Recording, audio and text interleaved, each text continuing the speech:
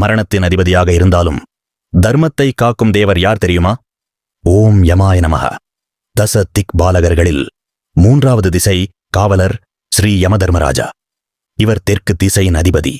சூரிய தேவனுக்கும் சஞ்சனா தேவிக்கும் பிறந்த மகனான யமன் மரணத்தின் அதிபதியாகவும் தர்மத்தின் நீதிபதியாகவும் போற்றப்படுகிறார். அவரது வாகனம் எருமை. 4 கரங்களுடன் தண்டம், வாள், பாசம் தாங்கி அபயஹஸ்தம் வழங்கி யமதர்மராஜா அருள் புரிகிறார். அவரது தண்டம் கர்மத்திற்கு ஏற்ப நீதியை வழங்கும் சக்தியின் அடையாளம். பாசம் ஜீவனை உடலிலிருந்து அழைத்து செல்லும் தெய்வீக கருவியாக கருதப்படுகிறது.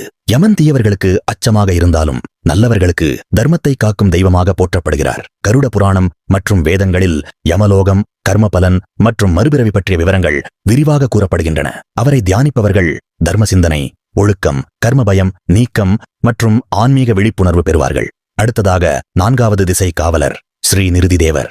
அதை அடுத்த வீடியோவில் காண்போம். ஓம் யமாய நமஹ.